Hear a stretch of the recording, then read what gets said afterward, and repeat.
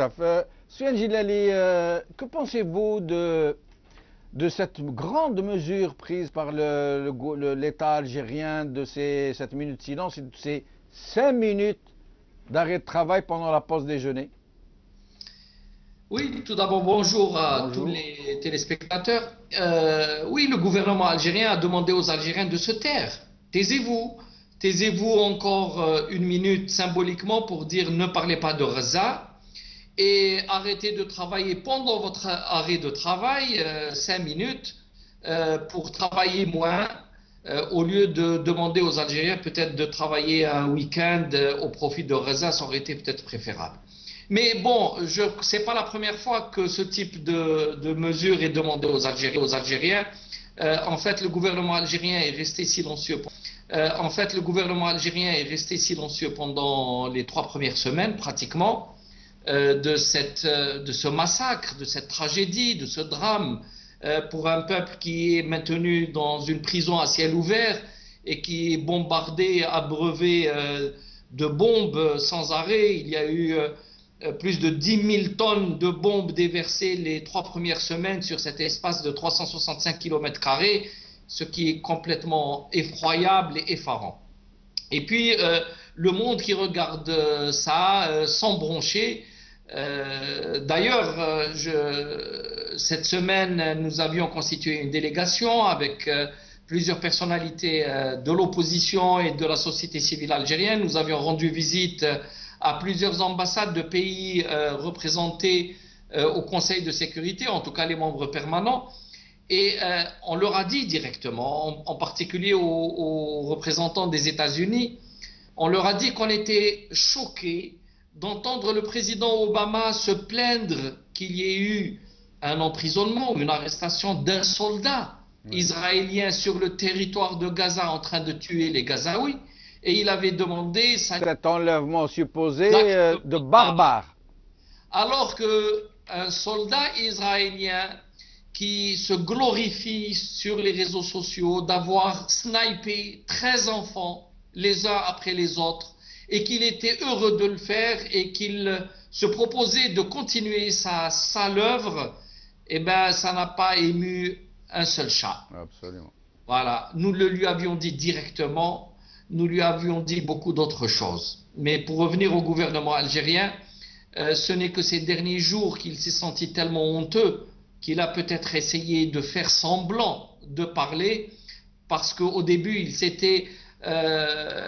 est monté dans le train égyptien qui sont partie prenante de ceux qui agissent pour bloquer les Gazaouis. Ils sont co-auteurs du blocus, incontestablement. On sait très bien que l'État égyptien est en guerre contre les frères musulmans, mais est-ce que ça a un rapport avec ce que subissent les Gazaouis? C'est toute cette folie dans laquelle le monde arabe se trouve aujourd'hui, un monde arabe qui n'a plus de repères. L'ambassadeur russe nous disait il y a 2 jours, on attendait une prise de position des pays arabes qui soit unique, qui soit forte, qui défende les intérêts des Palestiniens et du monde arabe. Malheureusement, il n'en était rien et c'est ça l'amère vérité. Que pensez-vous de la réaction des États d'Amérique latine, d'Amérique du Sud? Ils ont sauvé l'honneur de l'humanité. Les pays d'Amérique du Sud connaissent depuis de très longues années les affres de ce que peut être un impérialisme agissant. Et ils ont connu au Chili, au Nicaragua, partout ailleurs, y compris les grands pays tels que le Brésil et autres, ce que signifie la liberté absolue des uns et l'asservissement absolu de l'autre. Restez avec nous, Soufiane. Djilali Soufiane, on avait parlé lors de la dernière fois que vous étiez passé sur cette émission des manifestations que vous prévoyez d'entreprendre avec ou sans l'autorisation du régime. Alors, si jamais les hostilités reprennent, est-ce que vous avez un plan, une feuille de route pour organiser des manifestations éventuelles avec ou sans l'autorisation du régime? Je rappelle simplement qu'il y a eu plusieurs manifestations dans diverses wilayas. Les Algériens sont sortis en très grand nombre, malheureusement pas couverts par la télévision, donc très peu d'images, que nous avions tenté une sortie sur Alger. C'était juste 2 jours après mon intervention sur votre télé. C'était une manifestation qui a été organisée par plusieurs personnes, plusieurs organismes, malheureusement interdite par le pouvoir. Nous étions restés sur la place du 1er mai pendant plusieurs heures, mais sans possibilité d'avancer. Voilà, ça confirme. Certaines personnalités historiques telles que Jamila Bouhired étaient là, mais Jamila Bouhired, qui avait tout donné pour l'indépendance de l'Algérie, se voit interdire de marcher dans son propre pays.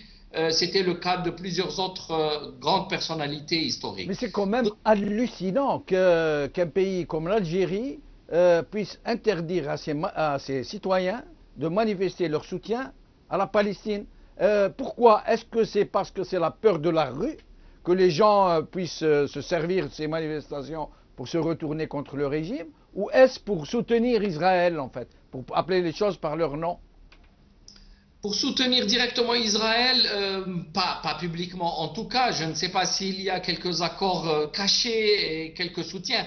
Mais ce qui est absolument évident, c'est que le régime actuel se sent tellement acculé et sachant qu'il est illégitime, il n'a pas envie de s'attirer les foudres, ni des lobbies sionistes dans le monde, ni le grincement de dents des Américains ou des Français ou des Anglais. Donc, M. Bouteflika se terre, il se tait, il ne dit pas un mot et il veut laisser la tempête passer. Le peu de choses qu'ils disent, on le voit, c'est pour soutenir l'axe entre l'Égypte, l'Arabie Saoudite, la Jordanie et les Émirats arabes, c'est-à-dire la nouvelle formule sioniste arabe. Malheureusement, ce que vous disiez, le wahhabisme, finalement, ne fait que travailler au corps les sociétés musulmanes pour les préparer à se détacher totalement, non seulement de la cause palestinienne, mais aussi par rapport au patrimoine islamique. Vous savez que beaucoup pensent que le Daesh, par exemple, avec les destructions qu'il commet du patrimoine, des mosquées et autres, n'est qu'une préparation psychologique pour qu'il y ait la destruction du Masjid al-Aqsa. Voilà, avec une complicité directe avec ceux qui étaient censés protéger la mémoire du patrimoine islamique dans le monde arabe. Soufiane Gilali, merci de votre participation. Cette émission est maintenant terminée, en espérant vous revoir bientôt, demain d'ailleurs. Salam alaikum.